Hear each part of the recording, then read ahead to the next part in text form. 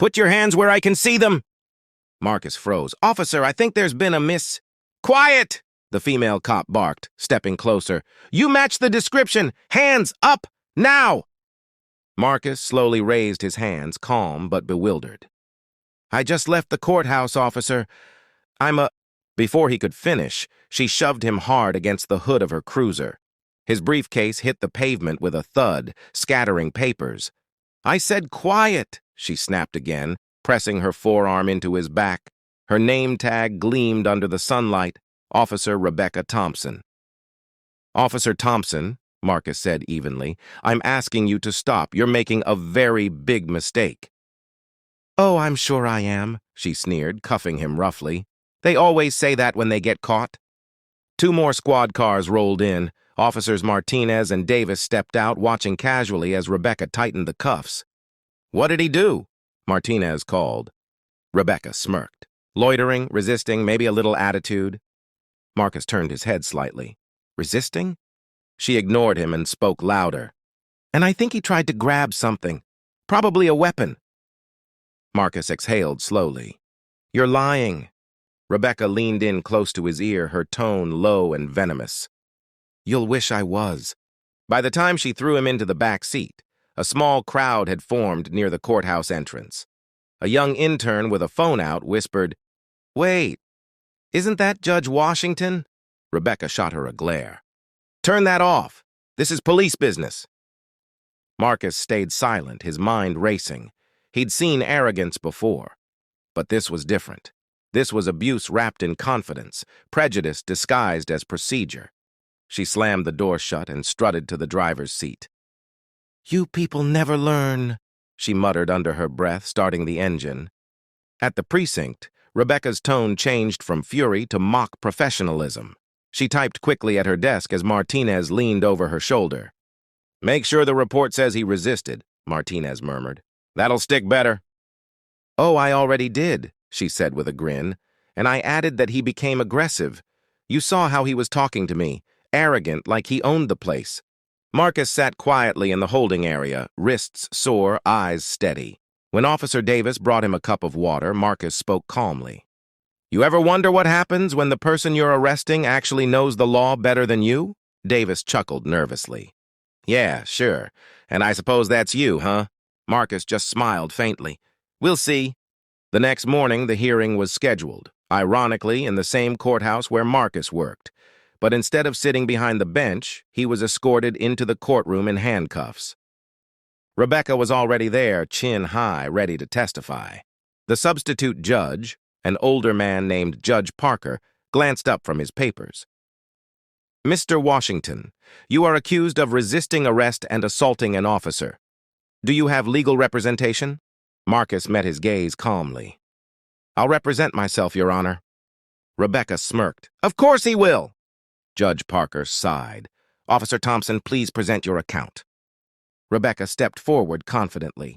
Your Honor, the suspect became aggressive when asked for identification. He attempted to flee. I had no choice but to subdue him. Marcus spoke softly. And where did this happen? Outside the courthouse parking lot. And what was I wearing? Rebecca hesitated slightly. Dark clothing. Baggy pants, black hoodie. A few murmurs rippled through the courtroom. Marcus, dressed neatly in a gray suit, raised an eyebrow. Baggy pants? Officer, do you see me wearing that now? She stammered. Well, not right now, but... Did I flee? You were moving away. I was picking up my briefcase. Did you find a weapon? She stiffened. No. Did I threaten you in any way? Her lips tightened. You raised your voice. Marcus smiled faintly. And you responded with violence. Interesting. Judge Parker shifted uneasily. Officer, did you verify his identity before the arrest? Rebecca crossed her arms. He was suspicious. I didn't have time for games. Marcus leaned forward. Games like following protocol, running an ID check, or maybe recognizing the courthouse name engraved on the very door next to where you arrested me. The courtroom grew silent. Rebecca blinked rapidly. What are you implying? Marcus reached into his folder, his hand steady despite the tension. He placed a card on the table and slid it toward Judge Parker. The judge frowned, reading it, then froze. Rebecca's confident smirk vanished. Judge Parker looked up slowly. Officer Thompson, this man you arrested yesterday is Judge Marcus D. Washington, Federal Circuit Court. Gasps filled the room. Rebecca's face drained of color. What? Marcus rose, calm and composed. I told you that you were making a mistake. He turned slightly toward the crowd. You beat a federal judge outside his own courthouse because you assumed I didn't belong there. Rebecca stumbled back. I didn't know. That's the problem, Marcus interrupted. You never asked. You decided. The silence in the room was deafening. Even her fellow officers avoided her eyes. Marcus straightened his tie. I'll be pressing charges for assault, unlawful arrest, and filing false reports. But more importantly, he paused, looking directly at her. I'll be requesting a full internal review of your department's conduct. Every officer who backed your lie. Every word you wrote. Rebecca's breathing quickened. You can't! He cut her off again. I can, and I will. Justice doesn't need permission. Judge Parker swallowed hard. This hearing is adjourned immediately. Officer Thompson, you are to surrender your badge pending investigation. Rebecca's hand shook as she unclipped it. The room buzzed with whispers, and for once, she had nothing to say. Marcus gathered his papers and turned to leave, but paused at the door. He looked back at her, not with anger, but disappointment. You wanted control, officer. Now you've lost it all. But the real consequences haven't even started. He walked out, his steps echoing down the marble hall. Rebecca stood motionless, trembling, her career crumbling before her eyes. And in the silence that followed, Martinez whispered to her, You just hit a federal judge. She didn't respond. Because deep down, she already knew her life was about to change forever. But what Marcus didn't know was that Rebecca had friends higher up in the department, and they weren't about to let her go down alone. Quick question for you. If you were Judge Washington, would you forgive Officer Thompson or make sure she faced every consequence? The courtroom was still buzzing when Judge Marcus Washington stepped out into the corridor. His face was calm, but his eyes burned with quiet purpose. Behind him, reporters were already whispering, cameras flashing, pens scratching across notepads. He ignored them all. This wasn't about attention. It was about accountability. Officer Rebecca Thompson sat in a side room down the hall, head buried in her hands. The same officers who'd once laughed beside her now sat stiff and silent. Can I get you anything, Thompson? Martinez asked weakly. She glared up, voice trembling. A time machine, maybe. But there was no going back. By the next morning, the story had gone viral. Police officer assaults black federal judge outside courthouse. News anchors debated. Commentators speculated. Protesters gathered with signs reading, Justice for Judge Washington and no one is above the law. The department scrambled to contain the fallout. The police chief called an emergency press briefing, promising an internal review. But Marcus wasn't waiting for politics to play out. He had already filed an official complaint, with a motion attached for a federal civil rights violation. That same afternoon, he arrived at his office, where Chief Judge Carter was waiting. Marcus, Carter said softly, you sure you want to pursue this yourself? It's going to shake the system. Marcus set his briefcase down and adjusted his cuffs. Good. It needs shaking. Carter nodded slowly. Then let's make sure we do it by the book. Your way. 3 days later, the disciplinary hearing began. Unlike the first, this wasn't a local courtroom. This was federal. Cameras were allowed, reporters filled the benches, and the stakes were national. Rebecca entered, pale and tired. The confident swagger she once carried was gone, replaced by uncertainty. Her badge and gun had already been confiscated. As she took the stand, her lawyer whispered, Stick to the script. Say it was a misunderstanding. You didn't know who he was. She nodded weakly, but deep down, she knew no excuse could undo what she'd done. Marcus sat silently at the prosecutor's table, watching, not with hatred, but with disappointment. Rebecca cleared her throat. I made a mistake.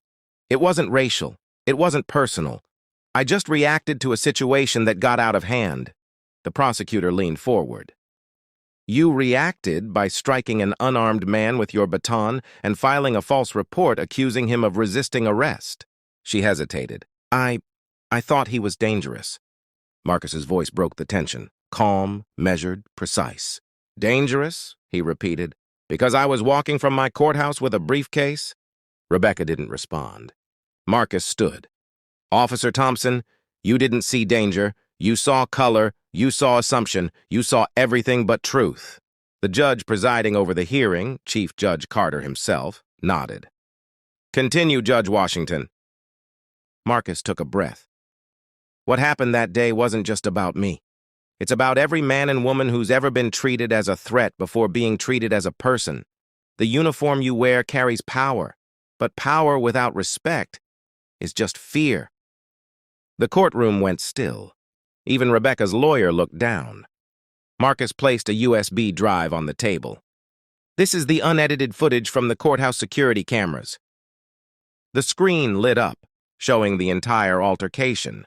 The shove, the blow, the taunts, the moment she struck him while he calmly tried to speak. The room gasped. Rebecca covered her face, whispering, "Oh, God." Marcus didn't look away. That's the truth. No editing, no bias, just evidence. When it was over, Carter leaned forward, his tone grave. Officer Rebecca Thompson, your actions were a violation of both civil rights and your oath. You abused your authority, falsified a report, and assaulted a federal official. Rebecca swallowed hard, tears welling. I didn't mean to. Marcus raised a hand gently.